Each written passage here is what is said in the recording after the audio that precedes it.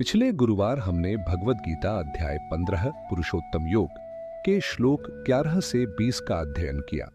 उसमें भगवान श्री कृष्ण ने हमें यह गहन ज्ञान दिया कि परमात्मा प्रत्येक जीव के हृदय में विराजमान है, वही स्मृति, ज्ञान और बुद्धि के स्रोत हैं और वही इस समस्त सृष्टि के परम पुरुष पुरुषोत्तम है। आज हम अध्याय 16 दैवासुर संपद विभाग योग के श्लोक 1 से 10 का अध्ययन करेंगे। इस भाग में भगवान श्री कृष्ण हमें बताते हैं कि मनुष्य के भीतर दो प्रकार की प्रवृत्तियां होती हैं, दैवी और आसुरी। साथ ही वे इन दोनों के गुणों और उनके प्रभावों को विस्तार से समझाते हैं ताकि हम अपने जीवन में सही मार्ग का चयन कर सकें। श्लोक 1। अभयम सत्वसम शुद्धिर ज्ञान योग व्यवस्थितिः दानम दमश्च यज्ञश्च स्वाध्यायस्तप आर्जवम। भावार्थ: निर्भयता, अंतःकरण की शुद्धता, ज्ञान और योग में स्थिरता, दान, इंद्रियों का संयम, यज्ञ, स्वाध्याय, धार्मिक ग्रंथों का अध्ययन, तप और सरलता, ये सभी दैवी गुण हैं। स्पष्टीकरण: भगवान श्री कृष्ण यहाँ दैवी गुणों की शुरुआत करते हुए बताते हैं कि मनुष्य को सबसे पहले भय से मुक्त होना चाहिए। भय तब उत्पन्न होता है जब हम सत्य से दूर होते हैं।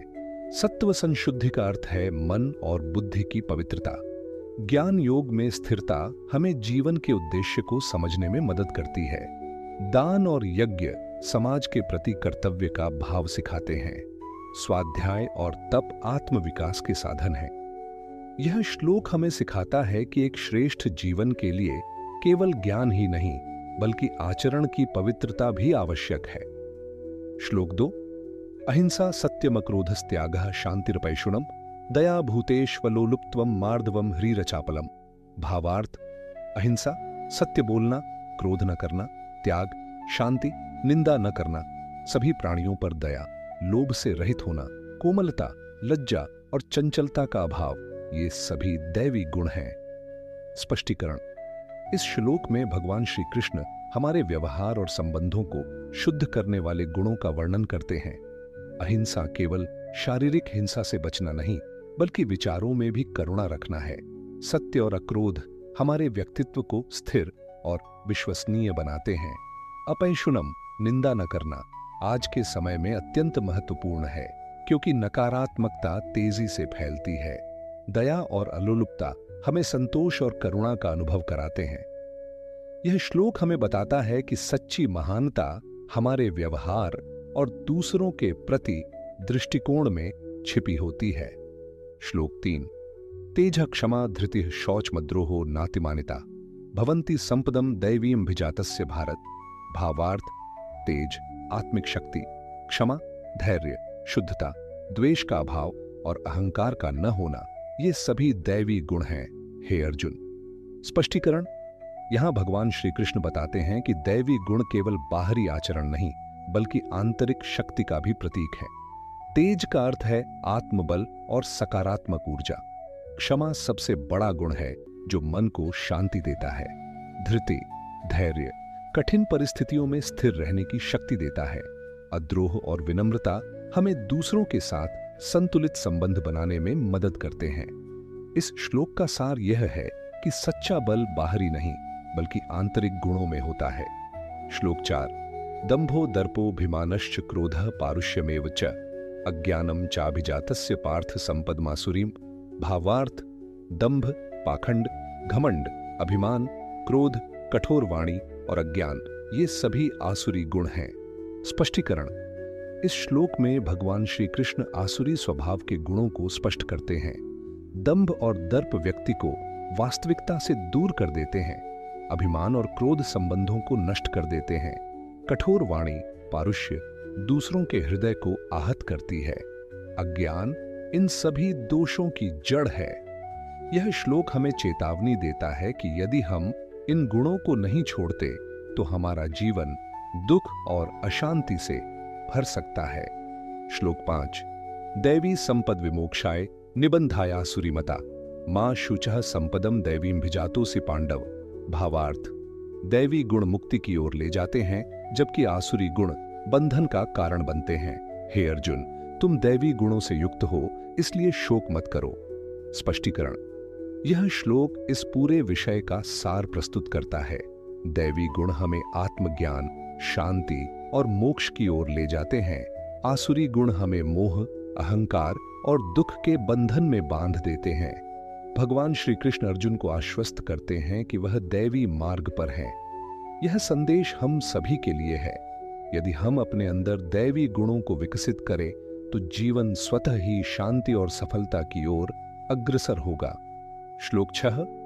द्वौ भूत सर्गौ लोकेस्मिन् दैव आसुर एव च दैवो विस्तृशः प्रोक्त आसुरम पार्थ में शृणु। भावार्थ। हे अर्जुन, इस संसार में दो प्रकार के प्राणी हैं, दैवी और आसुरी। दैवीय स्वभाव का वर्णन मैं कर चुका हूं, अब तुम मुझसे आसुरी स्वभाव को सुनो। स्पष्टीकरण। भगवान श्री कृष्ण यहां स्पष्ट करते हैं कि मनुष्य का स्वभाव मुख्यतः दो प्रकार का होता है। दैवी स्वभाव जो हमें धर्म, सत्य और मुक्ति की ओर ले जाता है। आसुरी स्वभाव जो हमें अधर्म, अहंकार और बंधन की ओर ले जाता है।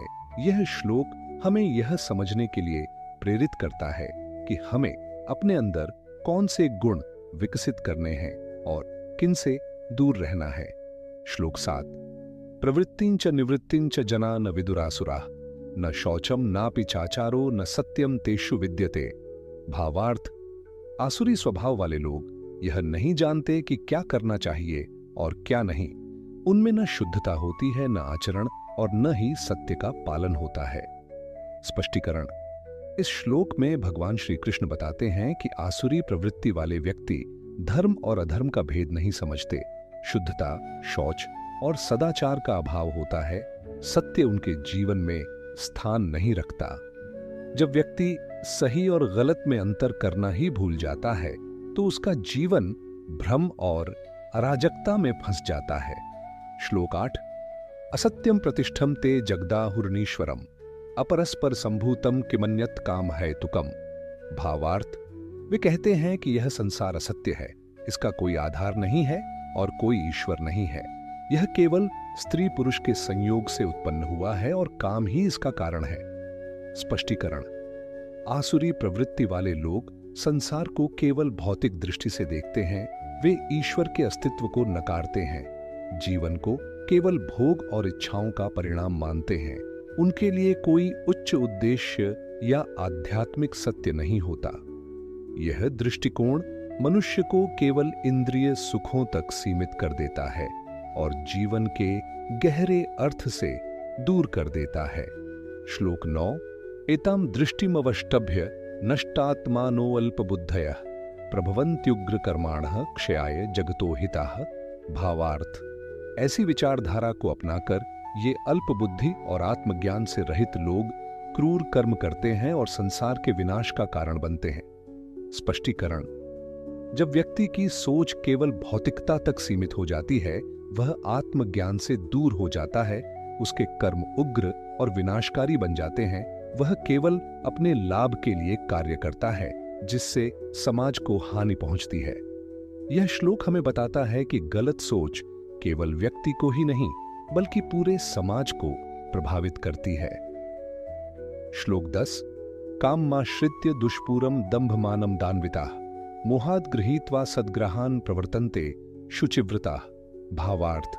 अतृप्त कामनाओं का आश्रय लेकर दंभ, अहंकार और मद से युक्त लोग मोह में पड़कर गलत सिद्धांतों को अपनाते हैं और अशुद्ध आचरण करते हैं। स्पष्टीकरण। इस श्लोक में भगवान श्री कृष्ण आसुरी प्रवृत्ति की जड़ को बताते हैं। अतृप्त इच्छाएं, दुष्पूर कामना, दंभ और अहंकार, मोह और गलत धारणाएं, ऐसे लोग कभी संतुष्ट नहीं होते, गलत रास्तों को भी सही मान लेते हैं, जीवन में अशांति और भ्रम फैलाते हैं। यह श्लोक हमें सिखाता है कि अनियंत्रित इच्छाएं और अहंकार हमारे पतन का कारण बनते हैं। निष्कर्ष। प्रिय दर्शकों, आज के अध्ययन में हमने जाना कि दैवी और आसुरी गुण हमारे जीवन की दिशा निर्धारित करते हैं। दैवी गुण जैसे सत्य, अहिंसा, संयम और करुणा हमें उन्नति, शांति और अंततः मोक्ष की ओर ले जाते हैं। वहीं आसुरी गुण जैसे अहंकार, क्रोध, अज्ञान और अतृप्त इच्छाएं हमें बंधन, अशांति और पतन की ओर ले जाती हैं। इसलिए आवश्यक है कि हम प्रतिदिन अपने विचारों, और कर्मों का निरीक्षण करें और दैवीय गुणों को अपनाने का प्रयास करें। अगले गुरुवार हम अध्याय 16 के श्लोक 11 से 24 का अध्ययन करेंगे, जहां भगवान श्री कृष्ण आसुरी प्रवृत्ति के गहरे प्रभाव, उनके परिणाम और उनसे बचने के उपायों को विस्तार से समझाएंगे। अंत में, यदि यह ज्ञान उपयोगी लगा हो तो कृपया वीडियो को लाइक करें, चैनल को सब्सक्राइब करें और इसे अन्य साधकों तक पहुंचाएं। हरि ओम तत्सत।